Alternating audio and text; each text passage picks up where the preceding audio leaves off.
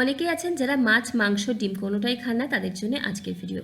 এভাবে একদিন নিরামিষ সয়াবিনটা রান্না করে দেখতে পারেন, খেতে দারুণ হয়। কিছু ঘরে থাকা জিনিস দিয়েই তৈরি করেছি।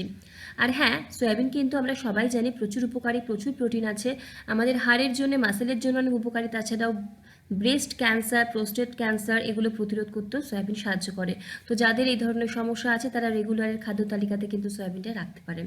তো এখানে আমি 2 কাপ মতো গরম জলে একটা সয়াবিনের প্যাকেট যেগুলো পাওয়া যায় 20 টাকায়, সেই প্যাকেটটা অল্প নুন দিয়ে গরম জলে ভিজিয়ে রেখেছি আধ ঘন্টার জন্য।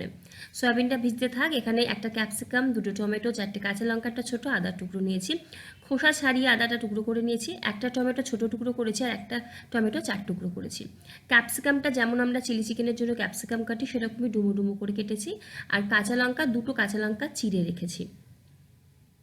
এই সব কিছু কিন্তু আমি আগে থেকে ধুয়ে এনে তারপর রেখেছি। আচ্ছা, মিক্সির জারের মধ্যে একটা কেটে নেওয়া টমেটো, আদা কুচি আর 2টো কাঁচা লঙ্কা দিচ্ছি। লঙ্কাটা নিজেদের স্বাদ অনুযায়ী দেবেন। মশলাটা পেস্ট করে নেব।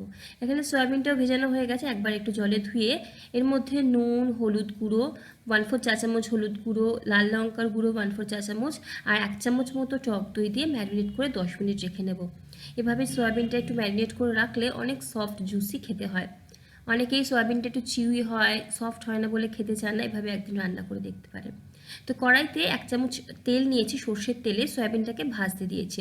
সয়াবিন ভাজতে ভাজতে অন্য একটা প্যানে শুকনো খোলায় 1 চা চামচ গোটা জিরে, 1 চা চামচ গোটা ধনে, একটা দারচিনি, 2 থেকে 3টে ছোটো এলাচ আর 3-4টে লবঙ্গ আর দিয়েছি শুকনো লঙ্কা। আমার কাছে একটাই ছিল, একটাই দিলাম। আপনারা 2 থেকে 3টে শুকনো লঙ্কা দিতে পারেন।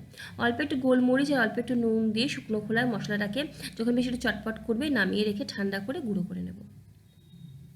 এদিকে সয়াবিনটাও কিন্তু ভাজা হয়ে গেছে। সয়াবিনটাকে নামিয়ে রেখেছি একটা অন্য পাত্রে। এই কড়াইতে নিয়ে নিচ্ছি 1 টেবিল চামচ পরিমাণে সর্ষের তেল। সর্ষের তেলে রান্নাটা করছি এখানে। তো তেলটা গরম হয়ে গেলে অল্প একটু গোটা জিরে দিচ্ছি ফোড়নে। ফোড়ন থেকে একটু সুন্দর গন্ধ আসলে আদা, কাঁচা লঙ্কা, টমেটো পেস্টটা দেবো। একদম লো ফ্লেমে মশলাটাকে কষাবো। মশলা কষাতে কষাতে এর মধ্যে দিয়ে দেবো গুঁড়ো মশলা। যেহেতু আমি গোটা মশলাগুলো আগেই ড্রাই রোস্ট করে রেখেছি, গুঁড়ো মশলাতে শুধুমাত্র হলুদ গুঁড়ো আর কাশ্মীরি লাল লঙ্কার গুঁড়ো দিচ্ছি। রং যদি আরেকটু মনে হয় দেবেন তো আরেকটু কাশ্মীরি লাল লঙ্কার গুঁড়ো অ্যাড করতে পারেন।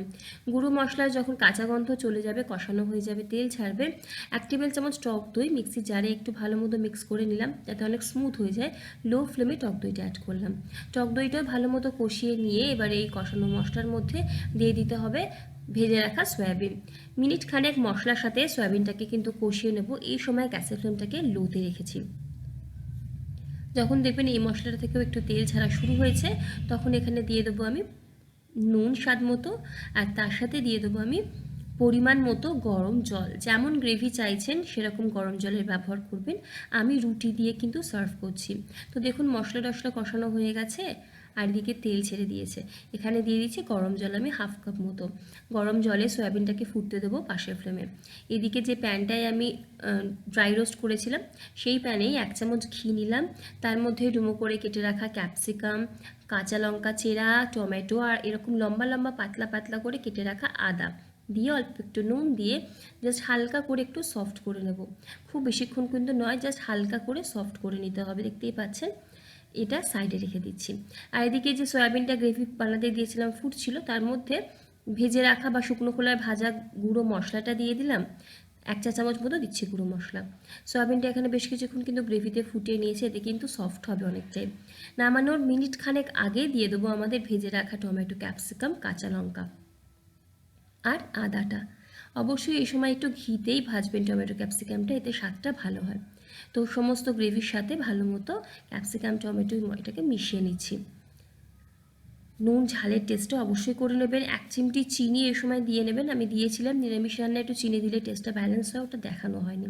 ঢাকা দিয়ে জাস্ট মিনিট খানেক ফুটতে দেবো। যদি মনে করেন আর একটুখানি টাইট করবেন বা শুকনো করবেন আর একটু গ্রেভিটা টানিয়ে নিতে পারেন। তবে আমি এরকমই রাখছি, এটা কিন্তু একটু পরে গ্রেভিটা আরও টেনে যাবে। নামানোর আগে রোস্টেড কাসুরি মেথি দিচ্ছি অল্প একটুখানি, মিক্স করে নেব। ব্যাস, সয়াবিনের এই কারিটা কিন্তু রেডি। কড়াই সয়াবিনও বলতে পারেন। খুব বেশি তেলে করিনি, বাড়িতে একদিন বানাতে পারেন। গ্যাসের ফ্লেম বন্ধ করে ঢাকা দিয়ে 5 মিনিট একটু স্ট্যান্ডিং টাইম নিন। তারপর গরম গরম সার্ভ করুন রুটি বা পরোটার সাথে। খেতে কিন্তু দারুণ হয়, বাচ্চাদেরও ভালো লাগবে। আজকের ভিডিওটা এই অবধি। ভালো লাগলে লাইক, কমেন্ট, শেয়ার, সাবস্ক্রাইব করে পাশে থাকবেন। সকলকে জানাই ধন্যবাদ।